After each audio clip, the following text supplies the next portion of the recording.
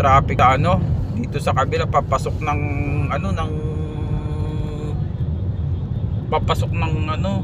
Maynila, dito sa may circle. Andito ako sa malapit ng circle, basta pababa ng sa tunnel, yung pababa doon, may nadisgrasya na naman ng motor.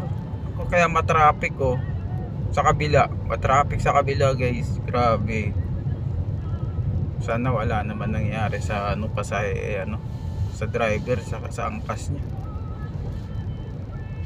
Na disgrasya guys, ewan ko kung anong nangyari. Matraffic sa kabila guys. Nako, hirap. Halong-halong gate, mga ingat-ingat gate yung mga kapwa driver. Dasal po tayo bago umalis sa ating bahay. Hindi na talaga maiwasan mga ganyang disgrasya. Sana wala pa mangyari doon sa driver. Yun lang ang pananalangin natin, sana ligtas po siya. Dito na po ako sa may grabe traffic guys sa kabila, kasi may nadisgrasya pababa yung bago pababa ng tunnel.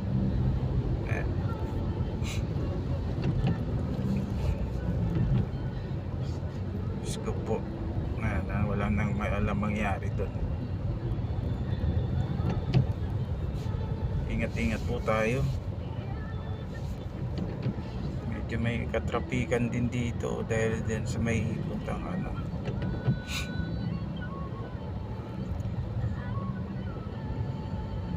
dahil papunta sa East Avenue. Yung nagkaanuan dito, medyo nagkagawa ng linya.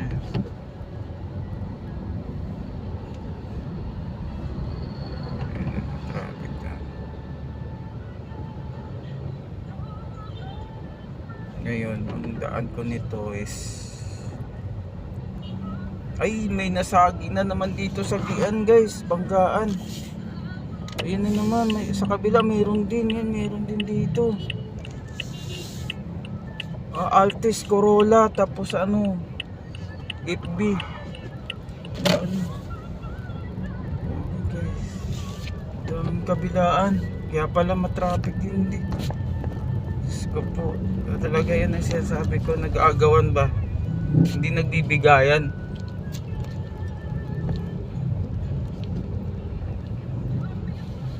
Hindi sila nagbibigayan.